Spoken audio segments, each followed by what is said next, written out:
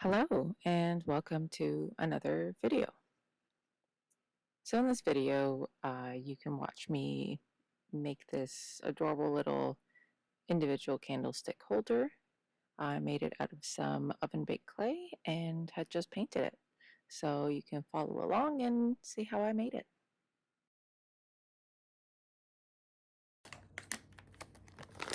So first I started by taking some Sculpey original oven baked clay. I had this large brick of it in white, and I just cut off any kind of guesstimated amount of how much I would need. I hadn't used it for a while, so it was quite firm. So I cut it up into some individual slices and then primed that clay uh, just piece by piece. So here I took one of the smaller pieces first and warmed it up in my hand, squished it around a bit just to get it more malleable. Then I slowly added the additional pieces to it until I had one large malleable lump.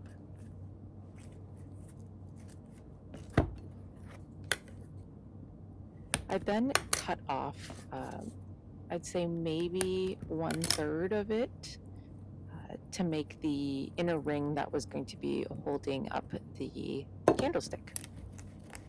So I rolled out a coil tube-like shape. I found this was kind of easier than rolling it flat, so initially just rolled it into a cylinder that I needed. And with just a random scrap piece of tile that I use for my oven baked clays, I smushed it down until I had a desired thickness I think would be good, and tapped down the edges to make more of a rectangle shape.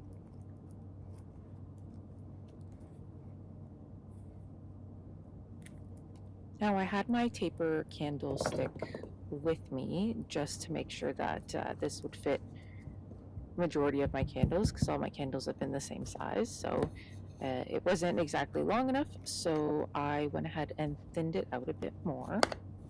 Just again repeating by squishing it down with the tile and then pressing down the sides to give it that cleaner edge.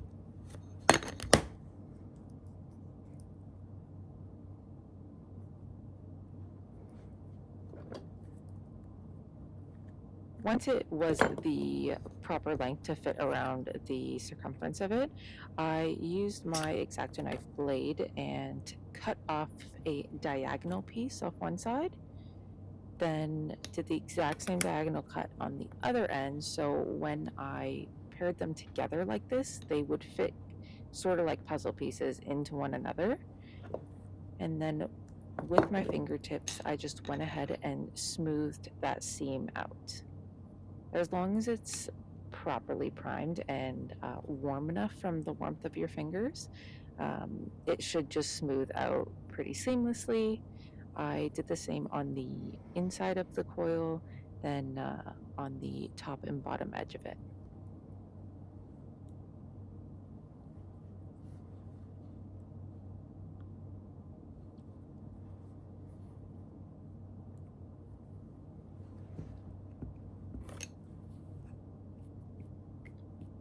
Now, using any flat tool, I just went ahead and tried to flatten out the top and bottom of it, and then rolling it along that tile while pressing the inside with my fingers, I smoothed out that this ring shape so that it wasn't so like bowed in the middle, and that it sat a bit more flat. And made sure that the candle fit, stretched it out if I needed to, just kind of make it so that it works for your candle.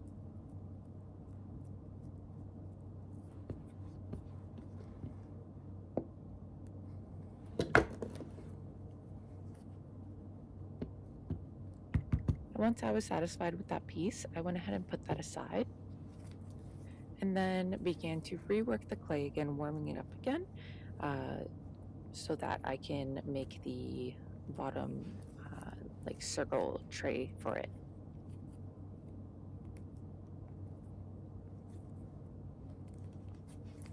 Now, as I worked it together, I wanted to try and keep as little air bubbles as possible, so I turned it back into a coil shape and then kind of rolled it up like a snail shell on itself so that there wasn't any like air pockets. Then rolled it into a ball. I was planning on having a circular dish shape for the bottom. Now you can easily get like a circular cookie cutter if you'd like, but I wanted a bit more of an organic shape for it. So I just rolled it out into a ball with my hands and sandwiched it between two of those tiles. Now pressing it down, I had kind of done this a couple of times, so I took it off the tile again because it will get stuck to it and misshape when you pick it up. So I just picked it up and then decided to squish it again, get a little bit flatter before I just worked away at it with my fingers. I flattened out the inner part just to make it a little less thick, and then slowly began just pulling up the edges to make a dish shape.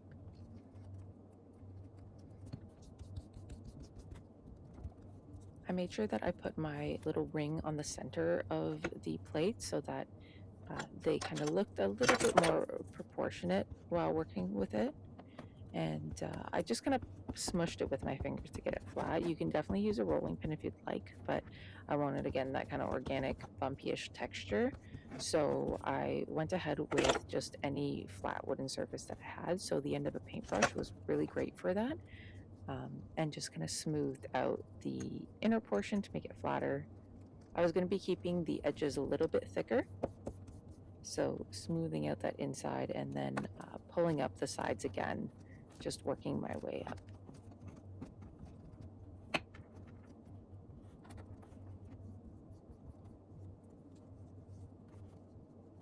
Now, if you're doing this with air dry clay, which is totally possible, you would just need to be using some water to smooth it out rather than just dry fingertips to smooth it out.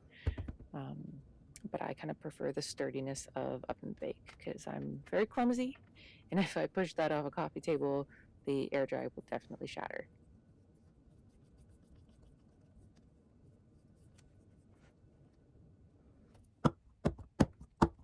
Now I smacked it down onto the tile a couple of times to get that outer rim a bit more flat. And I wanted this almost like a hammered, gouged out organic texture to it. I really don't know how to describe it. But the closest I guess would say would be a hammered texture. So taking one of the handles of my palette knife, it had this nice ovalish kind of shape.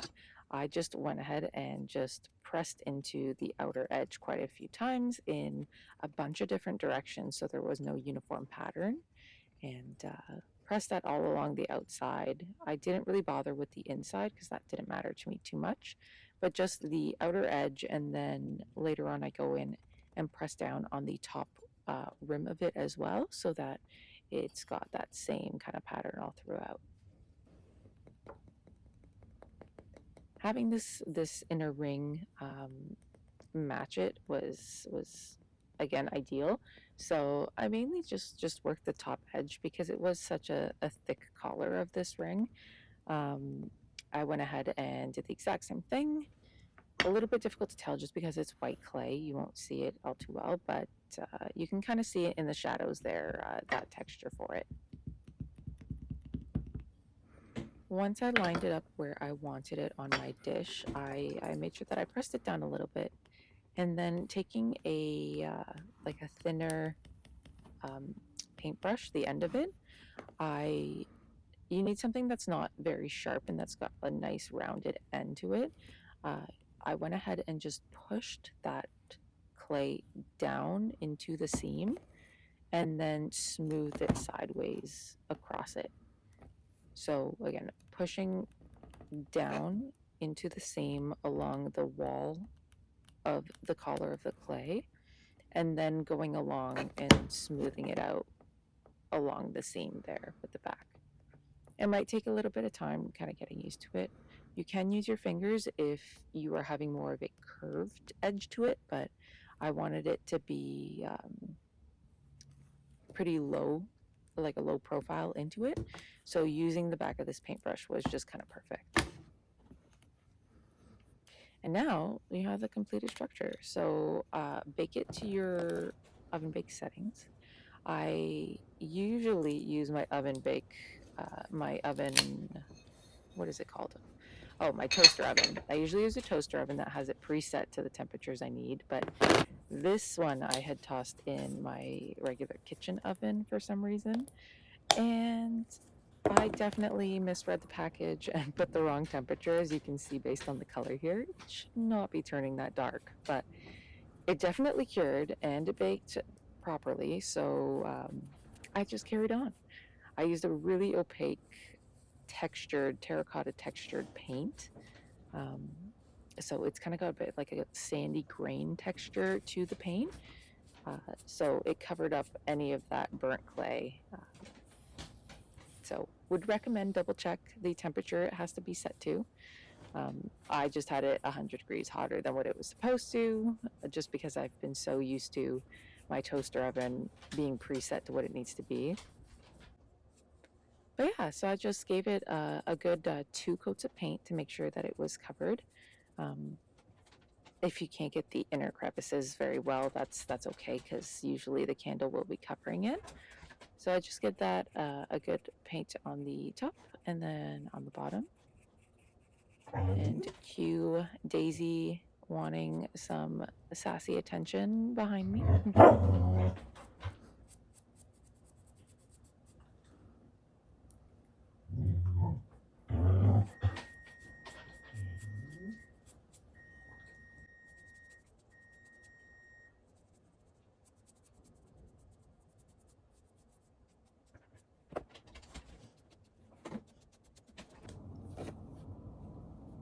Now, after that has dried both of my coats, I made sure, yet again, even though I've done it before, make sure that the candle still fits, that the paint layer wasn't too thick to prevent it from fitting in there.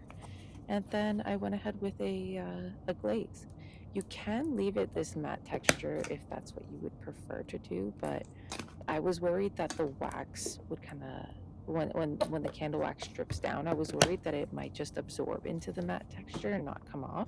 So I put a glossy coat on top of it, and since trying it, the wax that had ran down onto it easily just, once it cooled, it just flicked right off without leaving any residue or getting stuck. So I would recommend the gloss, but I haven't tried it with the matte. If that's the look you're going for, maybe just be a bit more careful about having your candle wax run down it. But it would collect nicely in this little pool, and I did again 2 coats of the gloss just to make sure, in case I missed a spot, and just let it dry completely before you go to use it.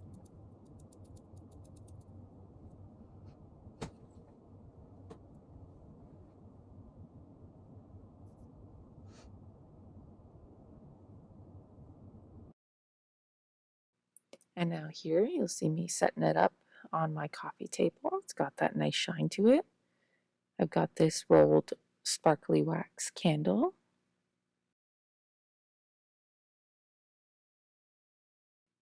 Now again, don't leave your candles unattended. If the base is a little too big and your candle is a little wobbly in there, don't leave it in there wobbly, because obviously that is a hazard for it falling over. So you can use some tin foil in the bottom to wrap the base of it so it fits a bit more snugly if you are concerned about that. But when it burns down, it just looks really nice, really cute, really creative. It makes wonderful gifts for people as well, if you know people who use some tapered candles. So thanks for watching, and I hope you enjoyed.